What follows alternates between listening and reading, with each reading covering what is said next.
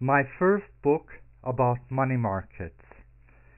The families in the town of politics all had products and services they wanted to sell. They also wanted products and services from the other families. Each family had its own money, and each wanted to be paid in their own money. So before they bought a product and service from a family, first they had to buy the family's money. They went to money dealers who bought and sold money from all the families.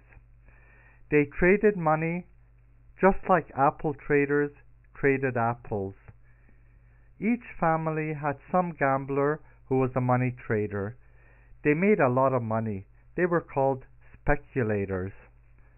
Each family had a printing press called National Bank, responsible for issuing money for and on behalf of the entire family. Each family had its own character and culture. The Swiss family was the most trusted. The Euros were known for their entrepreneur spirit. The Yanks were distant relatives of the Euros and were the new rich kids in town. They were aggressive and were hooked on toys and oil. You either liked them and were friends, or you hated them and were enemies. Mr. China was the main toy dealer. Mr. Arab was the main oil dealer. The African family was not trusted by anybody. The speculators made money by trading money. They tried to buy cheap and sell expensive. They gambled on who would buy what from whom and who would sell what to whom and for how much and when. Gambling was a game few could afford, so all the speculators were rich and had a lot of money to play with. For every winner there was a loser. Money for them was not a measure of value for a product or service, but rather a commodity, much like apples were, to be moved around by being traded.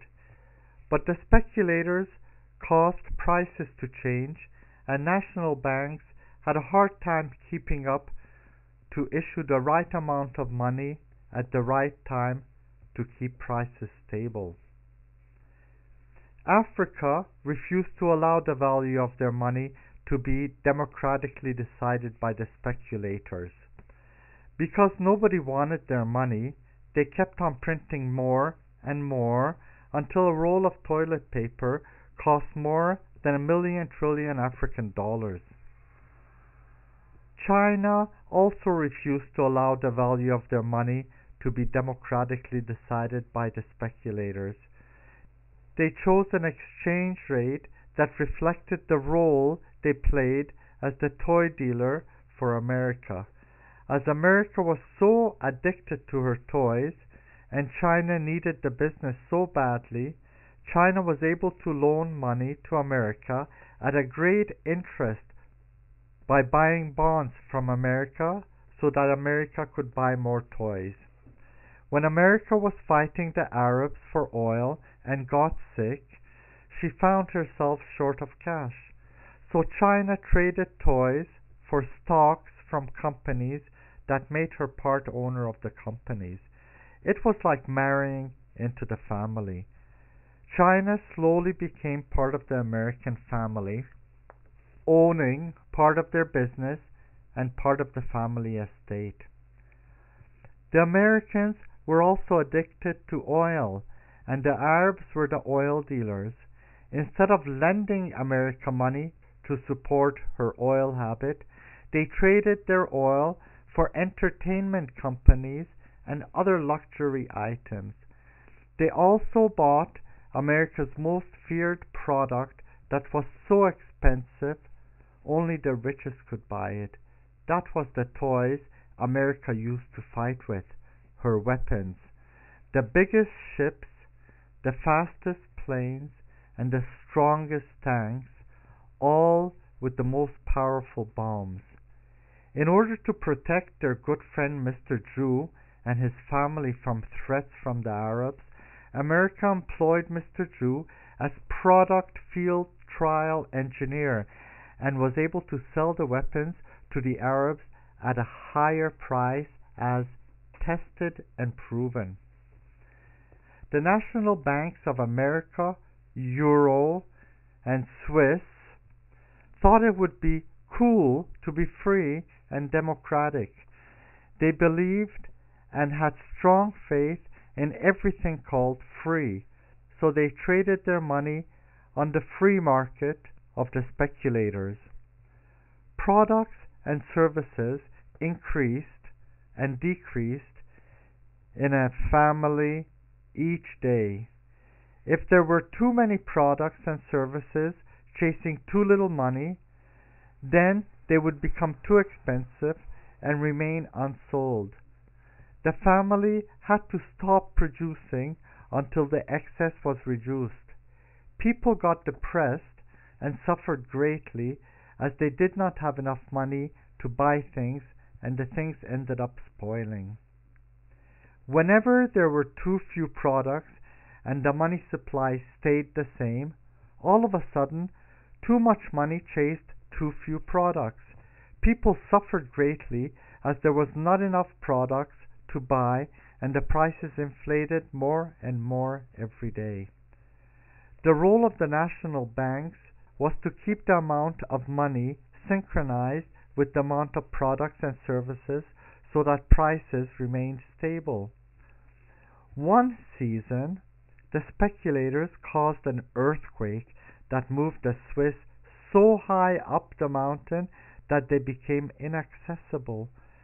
Speculators from Euro and America bid up the price of the Swiss franc by 30%. Suddenly, it was too expensive to buy Swiss products and services and to stay in the Swiss family hotel. People lost faith and trust in the money from the Euros and from the Americans. Everyone wanted Swiss money. To compensate for the loss of Swiss money, the Swiss National Bank wisely opened up the printing presses and issued money. The Swiss, being an innovative family, reacted quickly with their new money to try to lure the Euros and the Yanks to visit and stay in their family hotel so they could buy Swiss specialties like watches and keep their money in trusted, safe, anonymous Swiss vaults. The Swiss immediately called a family meeting and decided that they would send volunteer mountain climbers to help the tourists up to the hotel. When the tourists started to complain, entire fleet of hot air balloons were used. Because the balloons were very wind dependent and did not meet the stringent Swiss self-imposed rules of being on time, a funicular was quickly built. The Swiss were flooded with money printed by their wise national bank, so they celebrated and went on a shopping spree. They bought railways, one of the favorite toys the Swiss liked to collect. They bought the Eiffel Tower at a discount with bottled mineral water and strung the longest and fastest cable chairlift, guaranteeing that the Euros could be skiing within 1 hour without waiting in line and without having to wait for delays. Having a fetish for building tunnels, the Swiss built one from their hotel on top of the mountain right down to the Euro's front door. In addition, they bought a container ship on bargain just to carry all the cheap made in China bargains from the Americans' garage sales.